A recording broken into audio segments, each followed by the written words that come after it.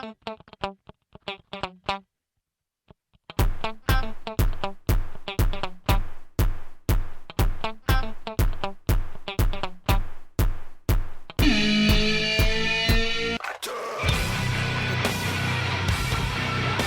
and welcome to Breathing Underwater's Musicast. I am Dan, and to my left is my little baby twin brother, Dave. Actually, I'm the older brother. and to my right is... Say hi, Chris. Hi. Chris, can you introduce yourself, please? Okay. Out of the three here, I am the machine head newbie in that I just got caught up on their earlier albums a week ago, and I have yet to see them live. So that was Chris, and I lied. They're not actually to the left and right of me because Dave is in Buffalo, New York. I am in Richmond, Virginia, and Chris is in, we're going to say Baltimore, Maryland. No, D.C. Chris is in D.C. That is Washington. I wish. You wish. He's outside of D.C. And this is our Machine Head Extravaganza in celebration of Unto The Locust, which just came out recently. In relation to when this podcast came out, probably not going to be as close together, but we just got it. We're gonna just do a whole load of Machine Headness on here tonight. Oh yeah. So let's get started. Are you guys ready? I'm ready. All right, we're gonna have to practice this podcast thing so I can make it less stupid. All right, here we go. Thank God for editing. Okay, so in this episode of Machine Head Extravaganza, we are going to talk about everything Machine Head, including we're going to review Unto The Locust.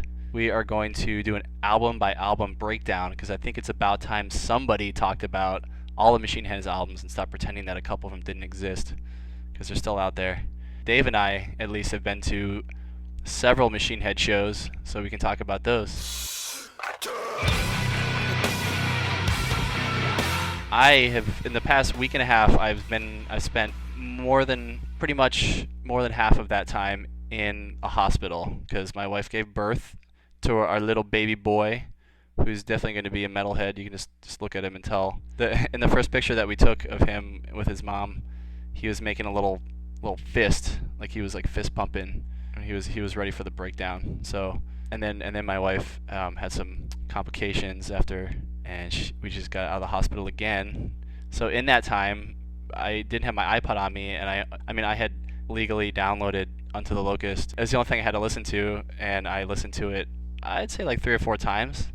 So I think I've had a chance to digest it pretty well at this point. It takes me a while sometimes to download, I just listened to it once so far. I've been meaning to listen to it more. You've only listened to it once? Man, what have you been doing with your time? Like going to grad school or something? God. Yes. Spent all day at the college meeting with people.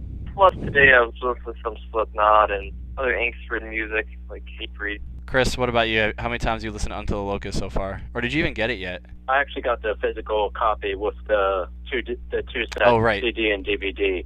I have not watched the DVD yet, but I have listened to the CD several times. What's on the DVD? Is it like music videos or what? Documentary? It looks like it's a making of. Oh, cool. Like studio stuff? Yeah. Unfortunately, I haven't had a chance to watch it yet, but... Well, okay, let's start with you, Chris, since you have already identified yourself as like a Machine Head newbie, sort of, but you're not. I mean, you've had a couple of their albums for a while, right? Right, a few of the albums, but actually started with the Burning Red, and then from there, I think chronologically, I've gotten all the more recent ones. So far, what have you thought of Unto The Locust in general? It's probably one of my more favorite ones. Actually, it felt like kind of an expansion of Through the Ashes of Empires, and that I thought both of those were a more almost operatic metal in nature. They weren't as new metal aggro, less thrashy than some of their other stuff, and it was almost more of like a streamlined, very focused metal/melodic metal combination. And I felt like they were doing that more so in Ashes of the Empires, whereas in Blackening they went to kind of back to a more fully aggressive hard metal, whereas into The Locust I felt like they went back to Ashes of the Empires and did a more melodic metal with concentration on kind of more subdued and empty spaces, and then just like kind of the more glitzed up stuff of the like the choir of kids. Yeah. So Dave, since you suck and you've only listened to it once, you're not a real fan, but what do you think? I liked it. I thought it's more. I mean, I liked the last album, but it was one of my. I didn't like it nearly as much as Through the Ashes of Empires. They really went in like a prog rock direction, and I've never been a big fan personally. But the new one, it seems like to me, it seems like a more solid rendition of what they were trying to do in their last album. I like the Darkness Within, the kind of quieter, melodic one. I all around thought it was a solid album. Well, you definitely got to listen to it more. I think it sounds like you need to listen to the Blackening more too, because I don't think it's as prog as you say, but that's my opinion. Probably isn't. I hear long songs that aren't as, I don't know, verse aren't as straight up, and a lot more extra fills and riffs and stuff, and I think prog rock, I guess. Yes, I you have do. A bias there. Even though you were the one that got me into The Gathering. Yeah. And we'll talk more about this when we talk like the album by album breakdown, but I think it's interesting the evolution of that band, because they started out as like a hardcore thrash combination, right? Wouldn't you agree, guys? Remember last week I hypothesized that they were doing metalcore in '94 before the word even existed. Before Hatebreed later became like the definition of metalcore. Yeah. But then they kind of like, I don't know, the more things changed, like they got more. I don't really know what to classify that one under, really. I mean, but it was kind of still, it was metalcore, and it was a little less of the hardcore, more of the thrash, I guess. And then of course they jumped on like the new metal bandwagon, and Ross Robinson got a hold of them and everything. But and then they obviously went more just thrash. And a lot of people have criticized them for being, they kind of go with whatever the flavor of the moment style is within metal. And I mean, definitely like thrash has been the big thing up until I think recently, like things are changing a little bit, and they're going back to like a weird kind of hardcore thrashy, I don't know, because these bands, like these like crazy, like we were talking about last time, Dave, like the insane core stuff, which we'll do a whole episode about, but where these bands are like, super fast, and like crazy screamy vocals, and then they'll do like these really, really slow breakdowns, and it's just like all over the place. But that's kind of like the big thing now. So I think it's cool that Machine Head kind of went from, they went from like defining a genre, and I think they've been sticking more to like popular genres. I'm not going to disagree with that criticism necessarily, but I don't think it's necessarily criticism. I think they've just kind of found their place. Yeah. Anyway, my original point was just that they started out like writing really, really tight songs. I think even though they weren't like 3-minute like pop metal songs or anything. They were like lengthy 5-6 minute songs. But then their songs did get a little more tight and more focused. And now definitely like the songs that they've gone towards that progressive kind of elongated, like you said, not verse chorus verse. But I still think that the songs are very focused. Like yeah. And that's one thing I'm just gonna put out there right now, is that one thing I think that's kept me on Machine Head more than a lot of these other bands, that they try to like redefine themselves by writing really long songs, but they're not really doing much else with it. They're just writing really long songs, and they're either like super repetitive, or they're just all over the place and they have no coherency. Even like Between the Buried and Me, like I really liked them at first, and now they keep putting out albums, and I'm like, I can't follow it anymore. Like their latest album had like a 17-minute song on it, and I lose interest after like 3 minutes, because I'm not following any kind of song structure. I'm not following anything. It's not taking me anywhere that I can like distinguish, Yeah. And that's one thing. Like Machine Head, like they've been writing, like they wrote longer songs in the Blackening, but to me those songs were all very focused. They had a longer story to tell. That's how I'm going to put it. What do you guys think? That's a good way to put it. What do you think, Chris? Pretty much agree on that. I think even with when they were in their new metal phase, they took all the different new metal styles that came in. They concentrated on a specific aspect of each song. Like if they throw in some aggro rap, they kept that to one song, or thrash or speed. Whereas, like you said, with Between the Buried and Me, they kind of stuff in all of these really diverse styles into one really long song, and it's very piecemeal, whereas most of Machine Head's stuff tends to be, like you said, a lot more tighter and concentrated. Do you like Between the Bear to Me, Chris? I like the one album of theirs that I have. Which one's that? It's The Great Misdirect. Oh, interesting. Yeah, that was actually kind of the one I was referring to, that I was like, what is this? I mean, I don't dislike it, but I just haven't really been able to put it on and like listen to it with passion, like the way I can put on a Machine Head record.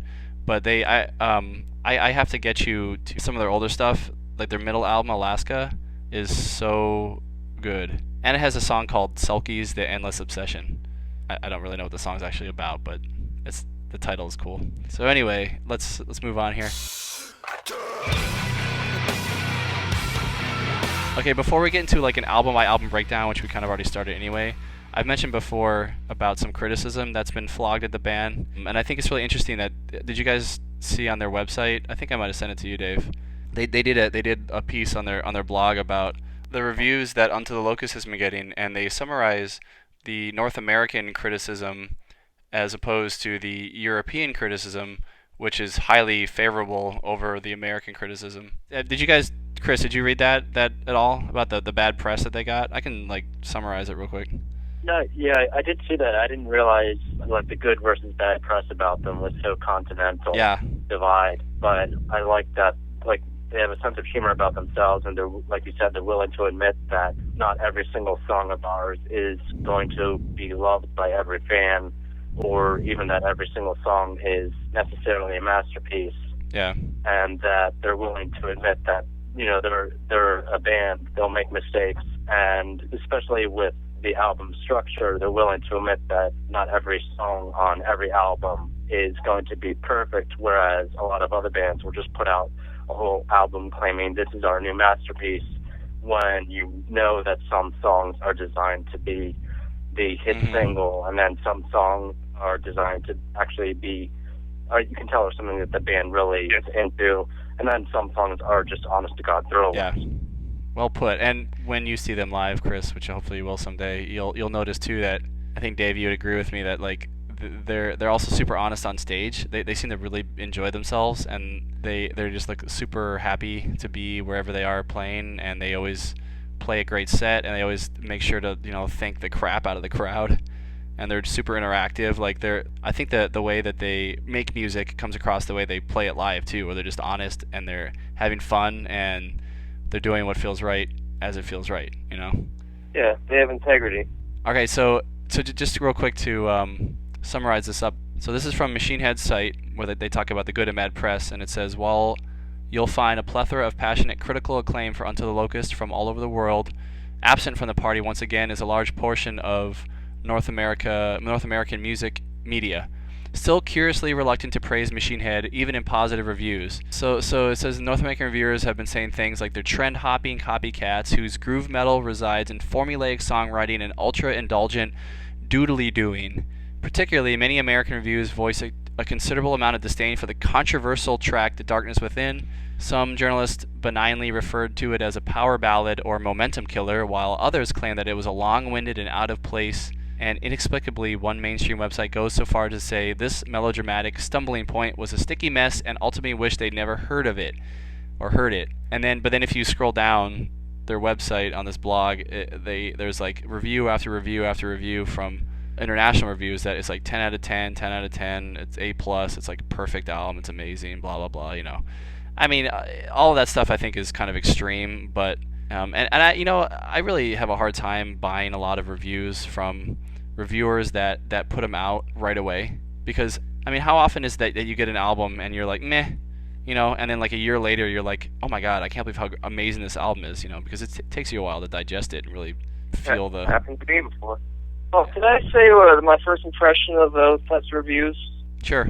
I feel that, for one, I hope they like Machine Head or that type of metal in general. I dislike when reviewers don't like that genre of whatever movie or music or that artist and review it. Also, music is very subjective, and also reviewers tend to music is something you feel. Music is if you approach it from that cerebral level, like reviewers, you tend to get a lot of negativity. Yeah, take it apart. Everything. They forget the experience and go into their damn heads. That's what I think. That's what I think. What do you think, Chris? No, I pretty much agree with everything Dave was saying. Especially if you have a preconceived bias against something, there's no sense in reviewing something because you're already not open to it. So you're not even giving.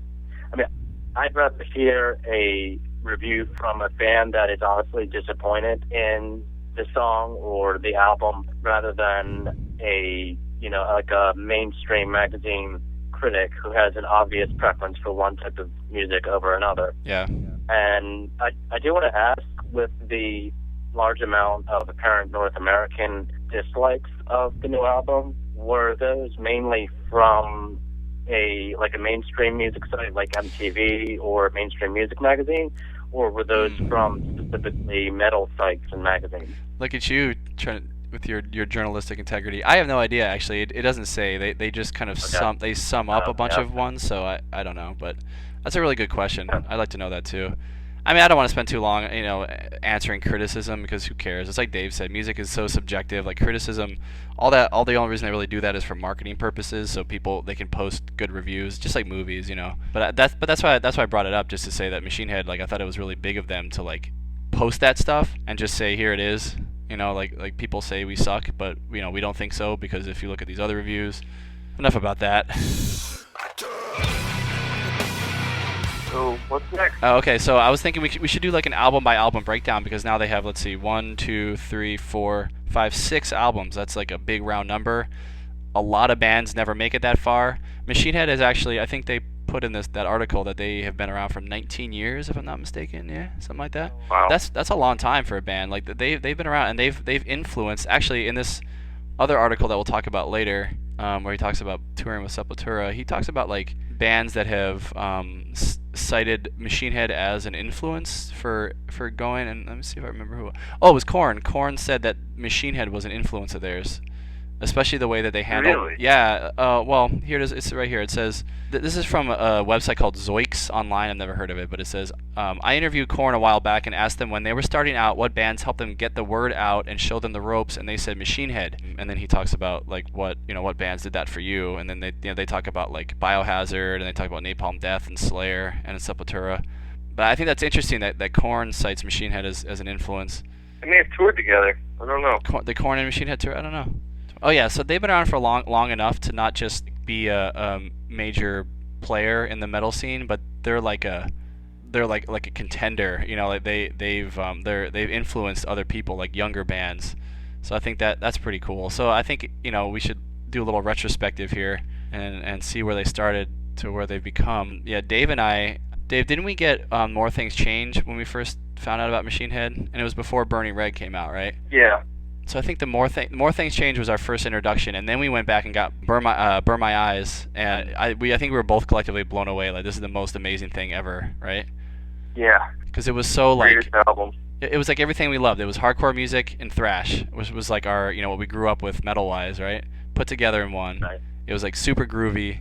There was just so much, and it was such a mature album for a first go. A lot of times, and it was so tight. Exactly, it was. And the percussion, I forget his name, the guy that they hired for that first album, he was just amazing. And I love Dave McClain. Dave McClain is one of my all-time favorite drummers. But I that guy in the first album, I think he was on a different kind of place about the way that he handled things. So you guys have anything you want to say about Burn My Eyes?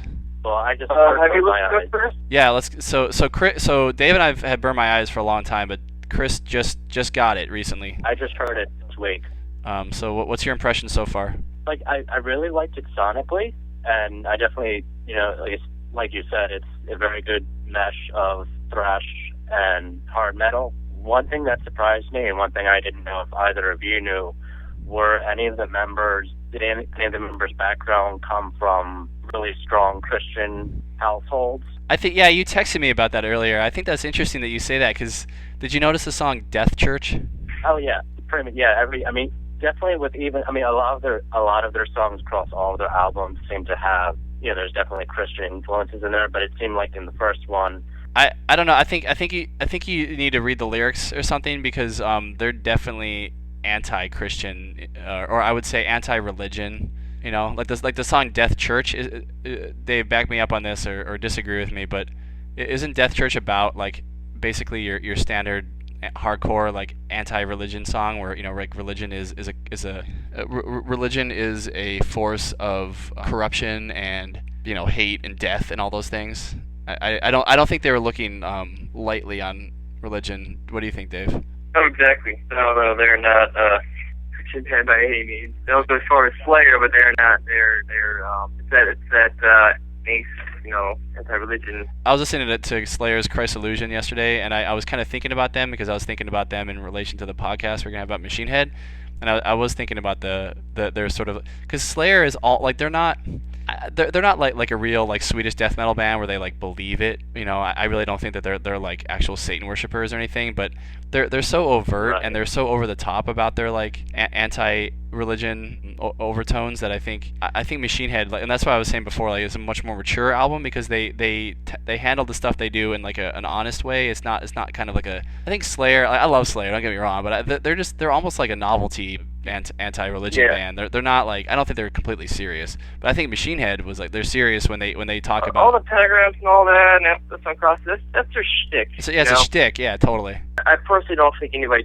truly worships Satan, or I don't know, dude. People who mock religion. Come on, I don't know. Deicide, like I don't know, but anyway, Chris, did that not come across when you listened to it? Did you think that they were? No. That's why I was wondering if they came from a religious background, because it seemed like it was such a serious, convicted take on the negative aspects of religion. Okay. I was thinking that maybe they grew up with like a hardcore fundamentalist Christianity, and very like more so and Burn My Eyes than any of their other albums.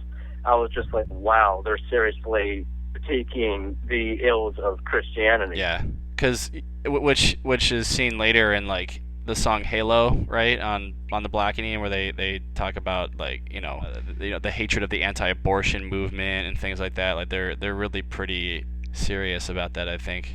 Right. That's a good point. Sorry, I think I misinterpreted what you were saying. Yeah, I like that and admire them for that, because there's one I can never stand bands that just kind of sneak in a ton of religious propaganda and then say, "Oh, we're not a Christian band." That's interesting. I never thought about it like that. There's the bands do that. Okay, so then we move on to The More Things Change, which came out a couple years later. That was Dave and my first introduction to Machine Head. I remember like the first thing that stood out to me about Machine Head as a band was that they were, because at the time Dave and I were really big into like, nu metal was the big thing, and we were in early high school, right, Dave?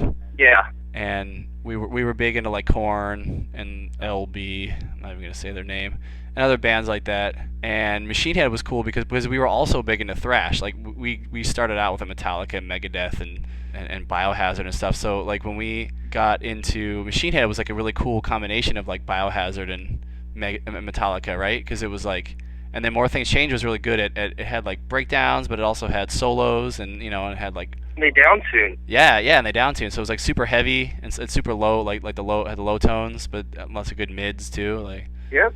Yeah, it was really dynamic, and we were like, oh my god, we found a band that actually like combines all these different aspects of metal that we like. That's what metal we like, exactly. Yeah. Then it was a while before they put out another album, and they got hooked up with Ross Robinson, and I think that's interesting that like Korn talks about being friends with Machine Head, so I guess it kind of makes sense that they would kind of get go, and they were also on Roadrunner, which was like a huge nu metal label for a while.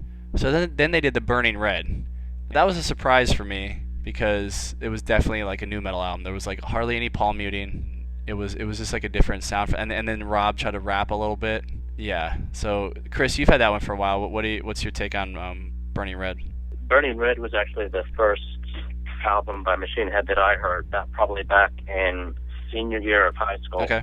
I actually remember I did like it when I heard it, because at the time I was into more melodic metal, and it was the more melodic side of nu metal. So even probably my favorite songs on that album at the time were the pretty much softer songs, like Silver, Message in a Bottle.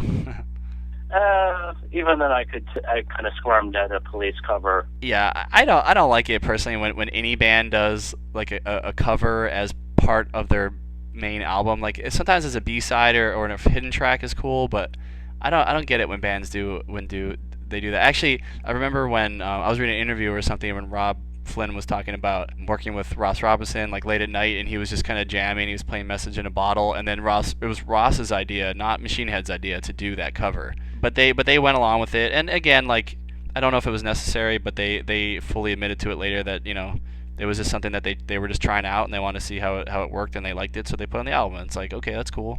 Maybe it wasn't the best idea, but it didn't take away from the album, I don't think. Like you're saying with weird covers, I've strangely seen about 3 or 4 metal bands that do a cover of Bronski Beat's Small Town Boy, which is this total 80s British song about a kid coming out, and for some reason, I don't know what it is, but there seems to be an attraction to these prog metal bands covering it. Okay. And like you said, it's just a very strange deal. Well, and like Limp Bizkit, they got big off of doing Faith, which right. To me, every time a band gets big off of a cover, it just bugs me because it just doesn't seem right. It doesn't seem fair. But I don't know. Whatever. Music is music. Yeah, it's not their original music. Yeah, I agree. But anyway, so so Burning Red, Dave. We were talking about like the sound of Burning Red, how it's different about like, and you're the guitar player here. So what'd you think about like the guitar sound and everything? Oh wait, it should be mentioned too that they lost Logan Matter after the More Things Change, and then they got, what's his name, Aru or something like that guy with the big dreads. Yeah. And he was like a major player in the nu metal world. I found out later, like he was a big nu metal guy, so that he was probably one of the reasons that not just Ross Robinson, but that guitar player like really influenced their sound. I remember like when I first got it, I liked it a lot, and then for a while I was just not that into it because I kind of lost my after Korn's Follow the Leader came out. I nu metal kind of reached its peak for me, and I was just done with it for a while. But then I went back and listened to it later, and I was just like, I was so impressed. If you listen to it like in a vacuum, I think it's like a superb album that I think it was like a nu metal masterpiece. I mean, the songwriting is like so good, and the songs are really heavy without being palm muted. Yeah. And they weren't fast, but they were really really heavy, and there was a lot of really good honest lyric writing on that album too. I know Rob gets into like real dark places, and it was really personal for him. You can tell like the song 5 where he talks about, I don't know if he's talking about himself or somebody else, but he's talking about like child abuse. And then Enter the Phoenix, is that the right title? Enter the Phoenix.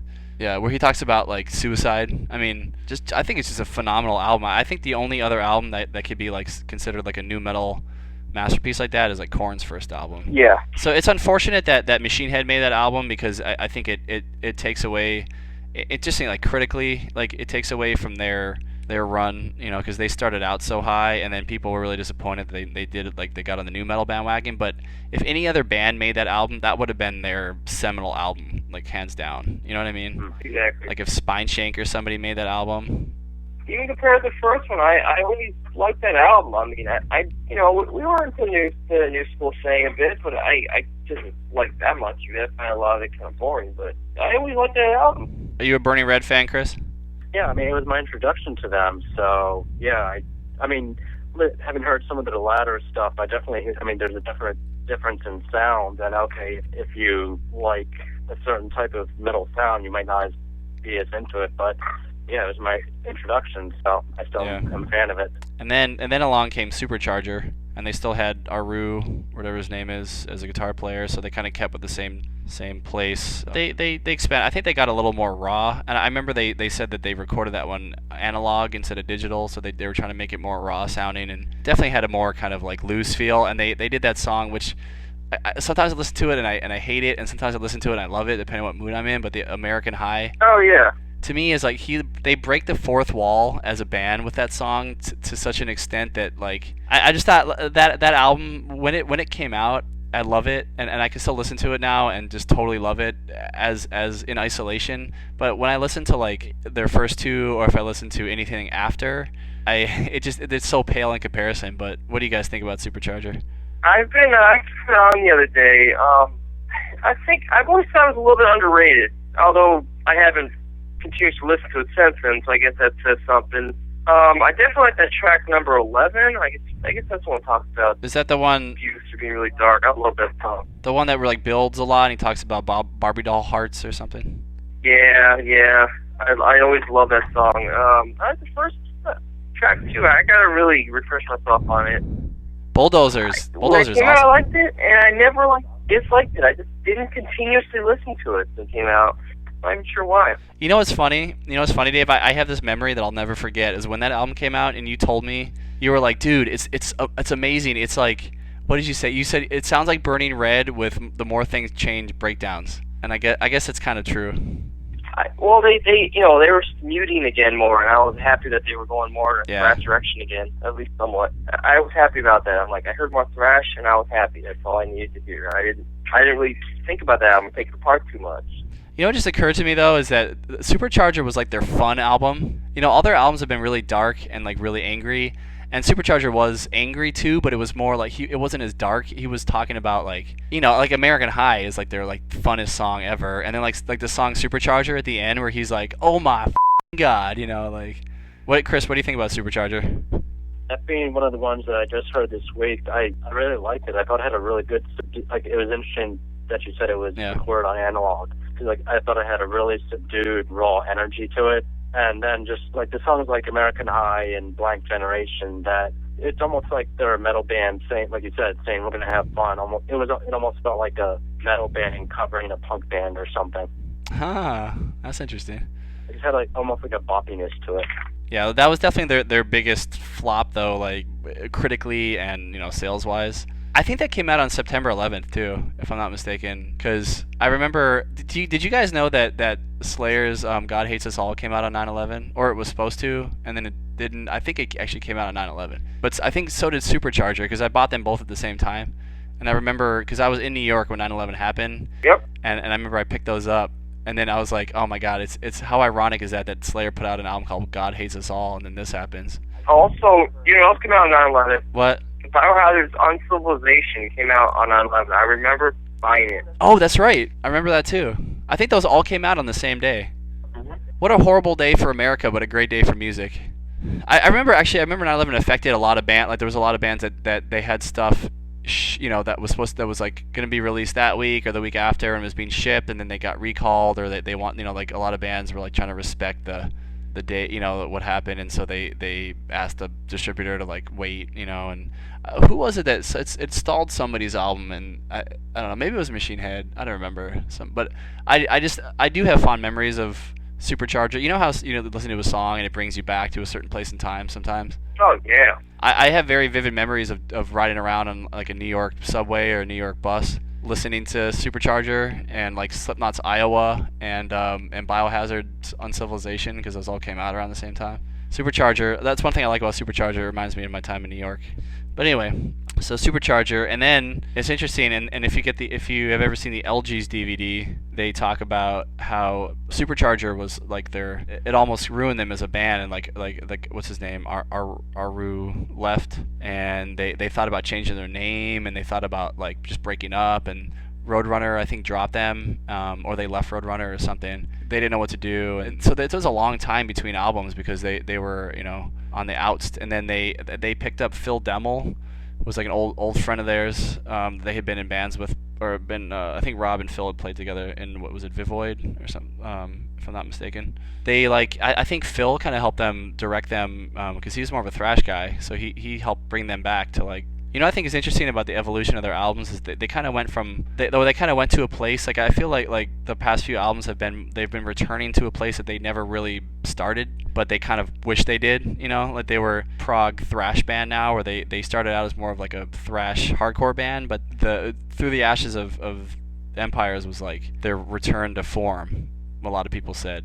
To me it was, definitely. And it has, I think it has elements of everything they've done so far, but it was definitely more on the thrashy side, especially like Imperium, when it has that whole like Swedish breakdown. Yeah. Kind of, you know what I mean? Like the harmonics and everything. Like it's like like I said, it's like they're returning to a place that they never really were, but they kind of wanted to be. So they got back there, and luckily Phil helped direct them, I think. So it was really cool that they got that going, because that could have ended them completely. And then luckily they got back on Roadrunner. I remember waiting so long, and I kept reading news about it, and I was really wanted to hear this album. There's a lot of good buzz about it. I heard they got picked up again on Roadrunner Europe or whatever, Roadrunner UK or something.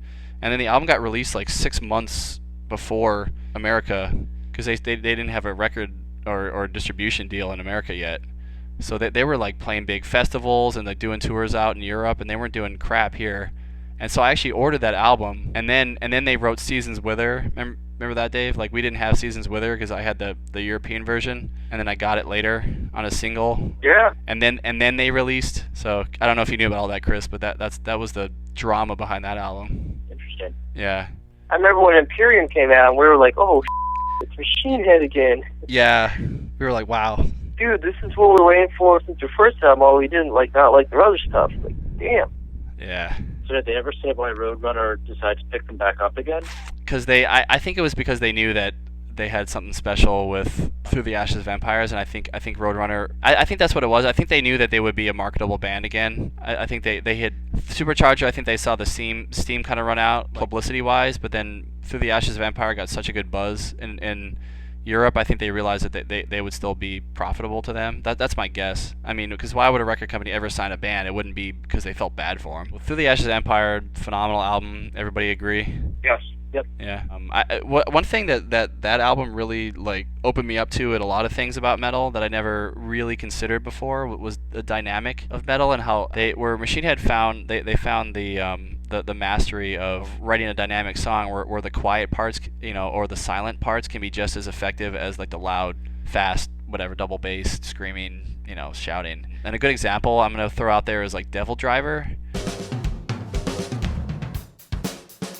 I liked Devildriver a lot when they first started, and their first couple albums I thought were really solid, and I was really surprised that Dez was doing something like that. Oh yeah. And then they just kept putting out album after album of like the same stuff, like the same tone, the same rhythms, the same content, like Vibe. And I can put on, like, I put on Beast the other day and enjoyed like half of it. It bothers me because it's like they're trying to adhere to like a certain formula, and they're afraid to deviate from that, because then God forbid that somebody calls Dez like a new metal guy again. I know that was his big thing about Devildriver, was like, I'm not new metal anymore. And it was annoying though, because now like they're not being creative, or they're not challenging themselves anymore. They're not taking risks. They're just adhering to like metalcore, and that's it. And they're adhering to their own formula. Yeah. They were a very good groove metal band, but they were their own formula, and some bands do that. But it sucks though, because now it's become redundant, and I think the albums are boring. But that was going back to Machine Head, like that's what I realized. Machine Head is like,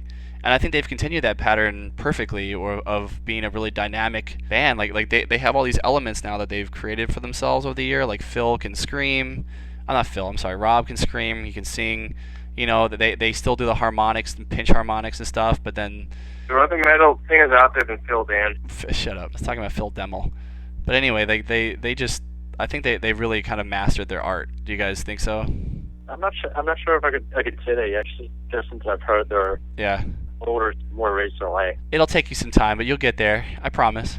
Well, Dan, your point comparing to Devildriver makes sense there. You think of all the changes, you think of everything. I don't see any redundancy with Machine Head.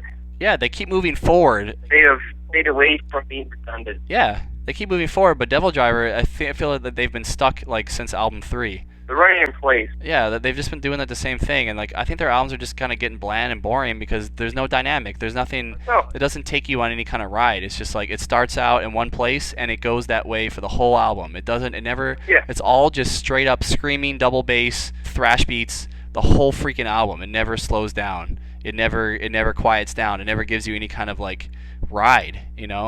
Well, I do say there are some great songs on their last 2 albums. 4 or 5, maybe. I agree with you completely. Like, if you look at those songs I'm talking about like as an album, like, oh, yeah. You can pick out any one heavy song and be like, this song's awesome, but then you put all those songs together and you got, redundancy. Yep. Like, that's the great thing about Machine Head is I never feel like you can always tell when it's Machine Head, but none of their songs to me sound like any of their other songs. Like, they're all very distinct. They do. And I think that's what's going to carry that's going to make them more of like a Metallica status band than just like a, you know, whatever, like another band that you forget about. I think people are going to be listening to Machine Head years from now, where people like Devildriver is going to fade away. That's my opinion. So. Or ADD core band. Well, I mean, I think people are already forgetting about some of these bands because they're horrible. But anyway, so then they put out The Blackening, and The Blackening got a lot of praise and criticism at the same time, I think, because it was such a great step forward. It was such a solid album to most people, but then some people, like Dave, were like, oh, it's like too progressive and songs are too long, and I have a short attention span. To me, it's not just that songs long. It does to me, it has too much of a progressive feel to it. Well, everybody's got their preference. I do like to get into the songs, but it's not as much as the album before. Unto The Locust, to me, seems more of a solid version of that, of what they're getting at in that album. But that's my ears. So I do remember coming after Ashes. I remember it took me a while to get into The Blackening, and even now I like the Ashes more, just out of personal opinion. I don't know. I was one of those people that like I got into The Blackening immediately, and I've been into it ever since. And I don't really think it's better or worse than any of their other albums. I just think it's definitely like very distinct. I can understand why a lot of it got some criticism about being like still flavor of the moment, because they went pretty much all thrash and not, you know, whatever you want to say, prog thrash or whatever. You know, they didn't, because Through the Ashes of Empire still had some elements of their previous stuff. You know, it had a little more groove, it had a little more breakdowns, and it had a little bit more like drop tuning stuff where it was a little bit more chuggy, and people were saying it was still nu metal, but I mean, nu metal's dead, like it doesn't matter. So, but then I think The Blackening was pretty much like it had one kind of vision, and it stuck to that all the way through. But I don't know, I find myself listening to The Blackening more than any of their albums right now. I think just because for me it has the most listenability, because when I put on a Machine Head album, like I usually have to really listen to it. You know, I can't put it on as background stuff, but for some reason I can put on The Blackening either, like I can rock out to it, or I can put it on and do other stuff. I think it's just a great album all around. Oh, I wouldn't say it's a bad album. It took me a while more to get into it. I was actually like kind of at first for a while there. Yeah, and then there's Unto The Locust, which we have already pretty much covered. It's on Machine Head's webpage, and they put on the blog that it made number 22, I think, on the U.S. charts. Wow, Unto The Locust is on 22 on the is that the Billboard charts? Yep, it's up to 22 in the charts, and number 19 on the Billboard digital chart. That's amazing. Good for them. They've been successful last 3 albums. And that was a pretty good retrospective on their albums. So thanks, guys. So with all that, what do you guys think? Is Machine Head going to be a lasting band? Are they going to have like legendary status someday, or are they going to be forgettable in like 20 years? Well, they were never a fully mainstream artist. Well, yeah, I guess I don't mean so much that they're going to be selling out stadiums or something like that, but they'll have a lasting influence. Yeah, I like how you say influence. I think that's what they're going to be. They're going to leave a mark on music history, and other bands are going to be citing them as an influence. Yeah. And like I said earlier, Korn has already cited them like that, so they've already had that impact. Anything you want to add, Chris, before we move on to the next section?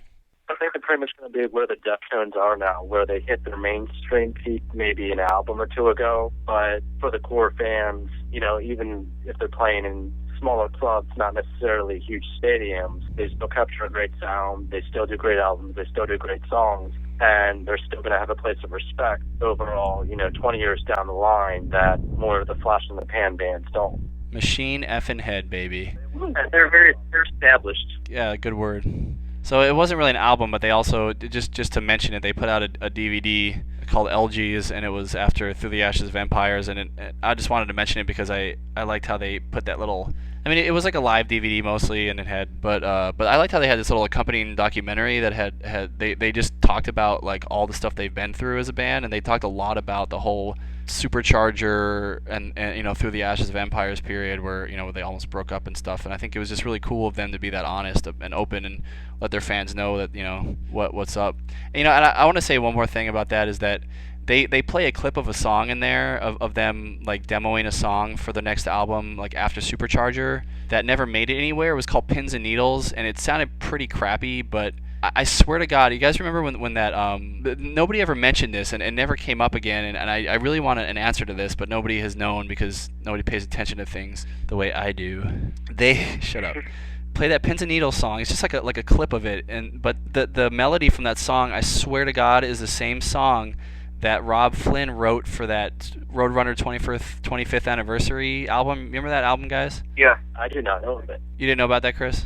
I did not. It was back when I was going to school in Philly. Like they Roadrunner put out like this 25-year retrospective, but they didn't want to just do like a best of. So what they did was they got all these like past and present Roadrunner. It was really a cool idea, actually. They got like a past and present Roadrunner artists, and they picked like 4 or 5 songwriting people, and I think it was there was Rob Flynn from Machine Head. There was God, I don't remember who the other main people were. It was like big name. I have to go look it up.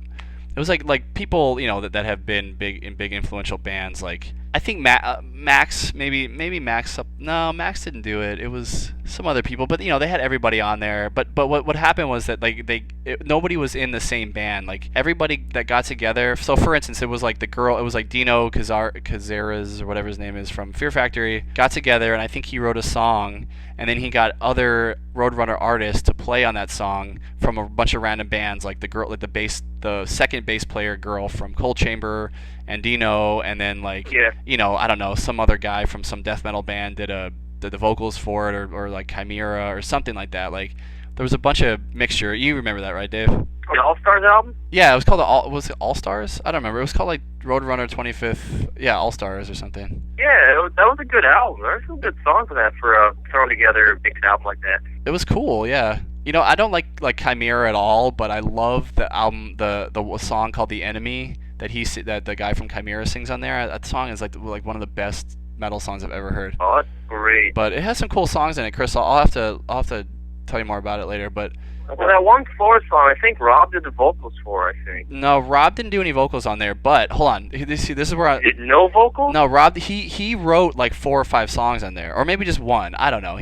I don't remember how many songwriters they had, but I do remember that Rob Flynn was a songwriter, and he played guitar on one song, and it was called I don't have my iPod in front of me. I forget what it's called, but it has the same exact melody as that Pins and Needles song that was on the LG's DVD. Yeah. And I swear to God, like he picked that, he took the song that was already written, that had been written for Machine Head, that nobody really knew about, and he made it. And you know who did the vocals for that, Dave, right? No. Tim Williams from VOD and Bloodsimple. Really? You know the song with Tim Williams? Like if you listen to that song, like the melody of it, and then you go watch the Which song is it? Can you hold on? All right, everybody just hold on 1 second. I'll be right back. All right. Chris, you would like this album. It's a mix of different Roadrunner artists, and it's just for a mix album like that where they sort of get a bunch of artists. All right, I'm back. All right, so this album was called Roadrunner United, the All-Star Sessions. All right, and then so Rob Flynn's Sessions, so he did a couple songs on there at least. The song's called Army of the Sun. It's sung by Tim Williams from Vision of Disorder and Bloodsimple. Oh, yeah. I love him. I swear to God, I'll have to check out the Pins and Needles song, because you did give me the Army of the Sun song when you gave me a bunch of the Bloodsimple songs. I swear to God, it's the Pins and Needles song. So if anybody out there knows the answer to that, please write in. I'd really appreciate that, just to finally put that to rest. All right, so moving on here. So Dave and I have been to a lot of Machine Head shows over the years. Just wanted to kind of do a little retrospect of that too. Here we go. I'm just gonna list them real quick, and then we can just talk about them. And then Chris, maybe this will make you want to go see them even more. So here's my list. Let's see if I got them all. Dave, let me know if I'm missing any.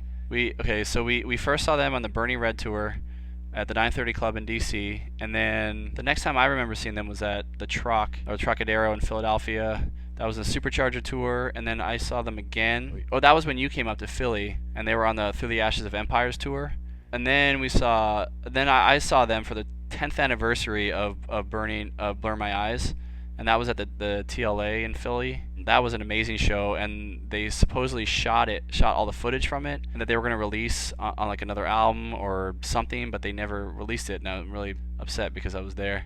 And then we saw them at some festivals. We saw them at the Mayhem Festival in DC with Slipknot, Walls of Jericho. And then we saw them. Remember, they opened up for Megadeth at Merriweather in Columbia, Maryland. Heaven and Hell and Megadeth tour, yep. Yeah, Heaven and Hell, that's right. And then at DC Verizon Center with Metallica, that's when they're all touring for the Blackening. They toured for the Blackening for like 2 years. It was amazing. There was that point where, like, every show we went to, they seemed to be opening up for somebody. But those are big tours, though. Yeah. So I remember the 9:30 Club show was the first time we saw them. It was really that was one of those amazing shows. And I remember like they didn't have a huge crowd there, but it was like a Wednesday night. I remember Rob was like kept thanking everybody for coming out on a weeknight and crap, and he was just seemed like he was having a great time, and he had that spiky blonde hair. Remember? Mm-hmm. And then the guitar player Aru, I remember thinking he was so awesome because he had those crazy long dreads, and he was just like his head would either be like way up in the air or down on the floor. He was just going crazy, which I think was funny because when I saw him at the Supercharger tour in Philly, like he was just standing there. So I don't know what happened. Maybe he hurt his neck. You know what, Dan? I saw them during the Supercharger tour. Oh, you did too? I was a freshman in college. They headlined this show, and El Nino opened up for them. That was in Arizona, right? In Tempe? That was in Phoenix, Tempe, Arizona. Tempe, Arizona. Arizona. Yep. Yep. And then, I remember when you came to Philly to visit me and we saw them, that was like one of the most amazing shows ever. I remember just having like a great time. I wasn't a big mosher, but I remember like moshing and like getting in the circle pit because I was just having such a great time at that show. Oh, that was one of my all-time favorite shows. It was great. The 10th anniversary of Burn My Eyes was so cool because they played the album all the way through. Actually, they started out with Realize, Realize, Realize, you know that song? Yeah. They just played that. Like they played that over the. That's a good opener. Well, they didn't open it with it. It came on over the PA. Like it wasn't a song they actually played because all the vocals are just recorded news footage and stuff. Yeah. So they started with that, and then they played the next 10 songs. I mean, and that tour was actually like a co-headlining tour with Chimera, but luckily like they played the final set, and some of those songs like seeing like Block live and stuff. I mean, because they always play Dividend, however you say it. They always play that live, Oh yeah. So that wasn't new, but some of those songs they never play live, like Death Church. I mean, that was just phenomenal. Yeah. I remember at the Mayhem Festival in DC, it was like summertime, super hot. Remember, and Phil passed out on stage. You were there, right, Dave? Yeah, we went. I remember that. Yep. Yeah, but I remember Phil Demmel had like a history of passing out, and there was something about.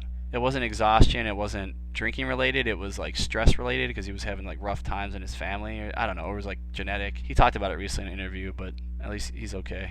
The vasovagal, that's called in medicine. What is it called? The vasovagal. What does that mean? Stress or something causes you to tense or bear down or something. There's like a nerve that elevates your heart, and that drops your pulse. Well, and I'm sure like it was heat related too, because you get super hot and dehydrated on stage, and probably like exacerbated that. Of a hot day. And I remember the Metallica show was cool too, because it was just cool seeing like Machine Head open up for Metallica. I mean, you can't get a better tour than that.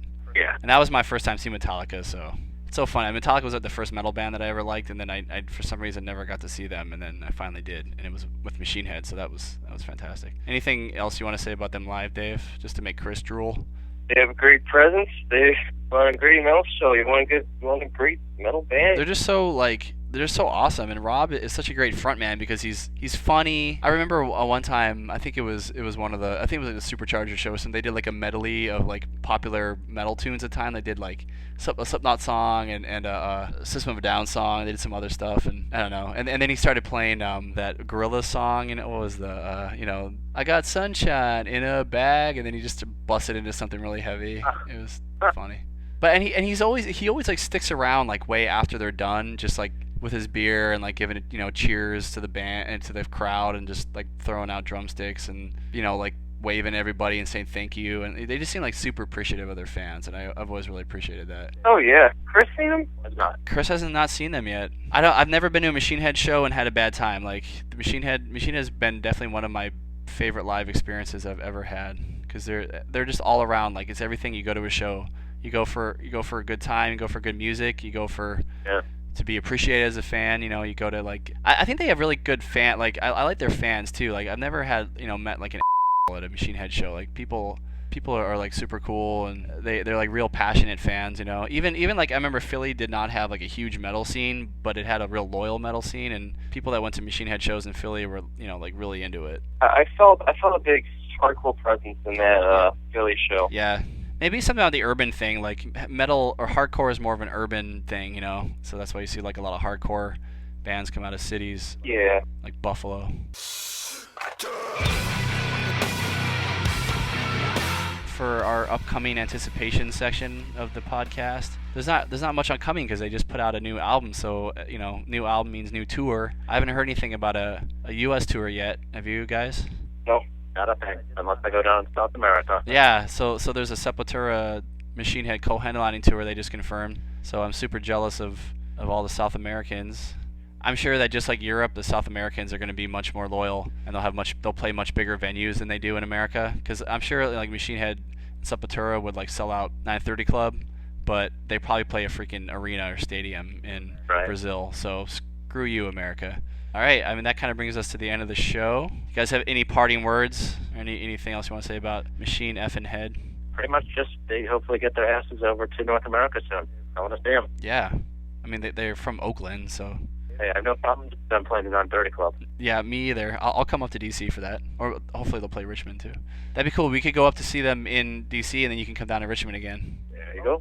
Oh, speaking of which, we in our last episode we talked about the All Stars tour that we went to, and so in this moment, and Chris was there, but he wasn't on the show. So Chris, anything you want to mention about the All Stars tour before? Pretty much it just rocked. Yeah, Maria, she's freaking amazing. And she was very nice too.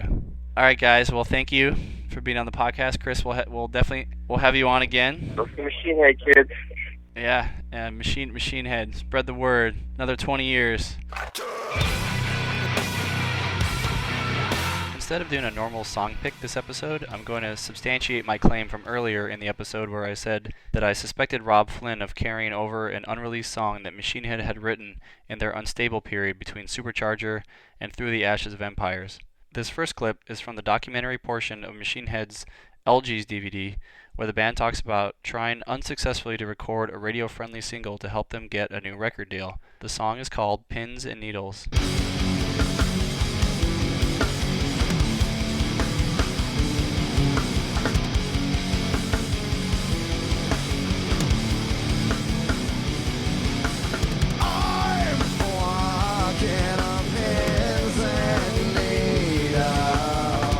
This next clip is from Roadrunner United, the All-Star Sessions, where Roadrunner Records, celebrating their 25th anniversary, got a bunch of past and present Roadrunner artists to collaborate on an album of new material.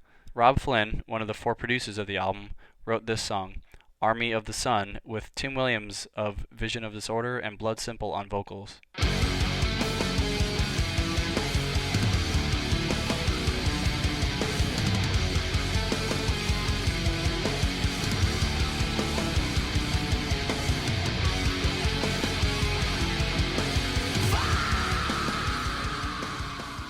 I think it's obvious from comparing these two clips that Rob decided to give Pins and Needles a new life, and what better way to do that with Tim Williams on it. The track also includes Rob himself on guitar, Jordan Whalen of Still Remains also on guitar, Christian Wolbers of Fear Factory on bass, and Anders Herrick of Chimera on drums. Before we wrap things up, I need to make a correction. Earlier in the episode I said that Rob and Phil had met while in Vivoid together, but I meant to say that they had been in Violence together, not Vivoid. That's it for this episode. Thanks for tuning in, and we'll see you next time. The main website for this podcast is bumusicast.wordpress.com. Please leave us feedback there in the comments section, or please email us at breathingunderwater1@gmail.com. You can also follow us on Twitter at breathingunder, but I'm only really going to post when we have a new episode available. Other than that, there's not going to be much other web presence for now. I'm just trying to keep things simple. So if you need to contact us, WordPress or email is probably the best bet. All views and opinions expressed in this podcast are those of the persons expressing them and have no relation to the companies, artists, or bands discussed. In addition, the participants of this podcast claim no rights or ownership of the musical media, songs, sound clips, etc. presented in this podcast, which are solely for promotional purposes. If there are any issues with any content presented in this podcast, please contact us and we'd be happy to take care of it. So please do not sue us or be a hater. Thanks for listening.